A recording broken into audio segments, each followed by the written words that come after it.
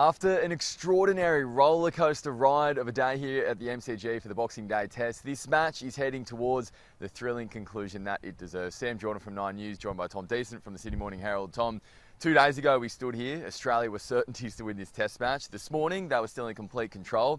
By lunchtime, they looked like they were going to suffer an incredible loss. And you have to say it stumps now, and heading into the final day, the Aussies, they're still on top.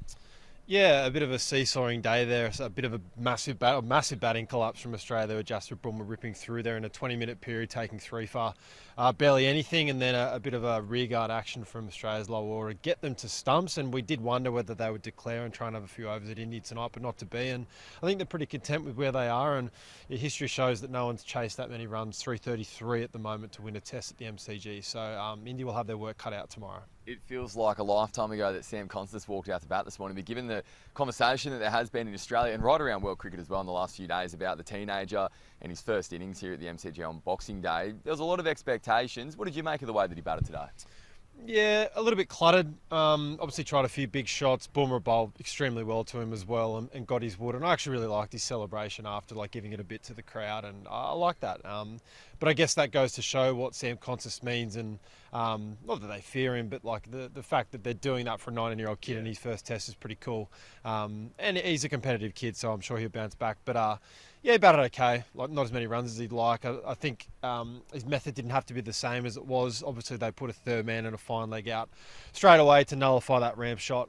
So yeah, he would have been pretty disappointed at that. And look, Australia did make inroads, and then a big batting collapse after that. So I don't think Sam was the biggest problem today. Yeah, that's right. Uzum Khawaja not quite getting the returns that he would have liked as well. But of course, the batting collapse is the big story of the day. Australia losing 4 for 11 through the middle, and it did look like for a while that it could cost them the Test match. Absolutely. Travie Head, the absolute banker of this series, duck one in this series. Mitch Marsh's lean run continues, so questions will swirl around his future. And yeah, if you did a straw test with the punters, I don't think a lot of people would potentially have him in their 11 for the Sydney Test, which is a bit harsh given he's been such a rock at 6 there, and he's the reigning Allen Board medalist. So some big decisions there for the selectors. Yeah, massive collapse, but Pat Cummins, most runs in a Test now, surpassing what he did at Edgbaston last year. So really, really solid there to pull him out of trouble. And I think really good tactics as well from Marnus Labuschagne, saying, I'm going to face Bumrah. He sort of had a pretty good look at him face 80 or 90 balls, and he just thought, you know what, I'm going to get him behind them and not take singles, which is a bit odd for a number 8 to guard them. So I actually thought that was really impressive. Yeah, look, given that Bumrah and the way that Australia's top order has managed him throughout the series has been the big narrative of this series so far. That is the benefit of a 5-test series. You get to watch the way these things unfold. And Marnus, you know, for the most part, he looked really comfortable facing Bumrah today at a time that his team needed him to be as well. Completely. And he said in his press conference then he was under pressure, had it coming into the series, didn't go as well as he would have liked to in Perth, and bounced back to form in Adelaide and missed out in Brisbane. So nice to be back amongst the runs and high on confidence, pretty you know, feeling like he's sort of seeing Bumrah quite well and understanding his angles and what he's trying to do there. So yeah, he's very happy, and he was the rock to that innings as well, and a fun little partnership at the end there with Nathan Lyon and Scott Boland. We did wonder whether, if Australia got bowled out, they would have had to have a trundle at India tonight, but as I said, they're very content.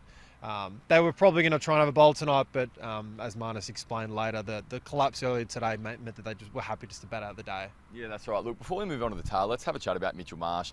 Obviously, his form has been well and truly in the spotlight as well. He's also had injury troubles right throughout the series. Those conversations aren't going away either, that he is carrying a serious injury.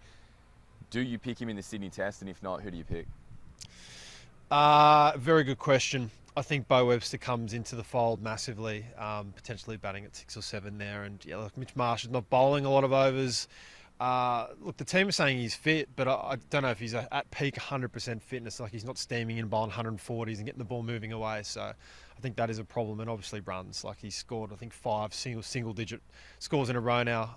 For a number 6, you need more out of a guy like that. So there'll be some questions as well. Like, Mitchell Starc is saying he's okay and not injured, but then you do wonder if the number of overs he has to bowl tomorrow, potentially a short turnaround. Do they look at someone like a Jai Richardson or Sean Abbott, who's got a very good Shield record this year, to come in and do a job as a bit of an all-rounder? So lots to ponder. Josh Inglis, we heard today, is out of the Test series. I know it was playing, but obviously with a quad, a calf. Calf. Yeah, Big Bash season rather is over as well. It's big news. yeah. So they'll have to get a spare bat to come in for Sydney. Now, who that is, I'm not quite sure. Probably Nathan McSweeney would be the favourite, you would imagine, given that he's in there. And if there was an emergency, he could do a job in the middle order. I reckon they're probably happy with Consis at the top. Curtis Patterson is also in the run. So I don't know. But yeah, and it might also depend on what they're trying to get out of the team heading into Sri Lanka as well. Yeah, that's right. So look, plenty to play out there, but we still have a test match to play out here, which has been moved along by the contribution of the towel that we did mention, Pat Cummins 41, but Scott Boland and Nathan Lyon. We thought that we'd seen it all from Scott Boland out in the middle of the MCG here.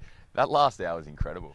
Oh, it was great. He's an absolute hero here, and just scanning out in the press box and watching everyone in the sun. Like, there's nothing like lower order runs for the team that you are supporting in terms of the Aussie fans that they're today. And getting caught off a no ball in the last over and getting called back was quite dramatic and humorous. And India's body language as well, like Rohit Sharma. When Jaiswal dropped that catch in the slips, was very, very frustrated at that, and they would have felt that they had that was the series there. Like, realistically, if they roll through Australia there and bat well in the fourth innings, they win the series. So look, all three options are still live tomorrow. I don't think it will be a draw, but I think India will go for it. They've got nothing to lose, because if it comes off, they win the series. Yeah, it's a good point as well. And for Australia, well, listen, like I said, we're not looking too forward to Sydney just yet, but I have checked out the weather.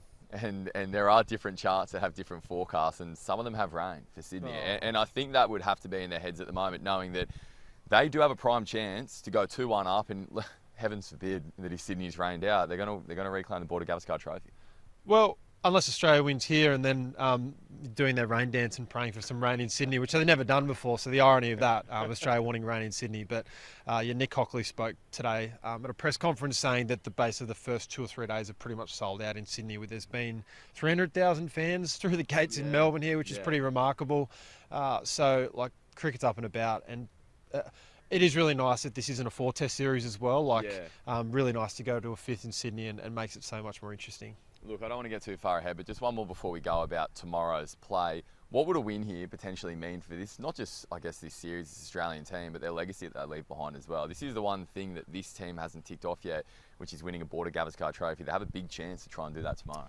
Definitely, but obviously they can't wrap up the series just yet. They'll have to go to Sydney and try and squeeze out a draw as well. And the important thing as well is World Test Championship.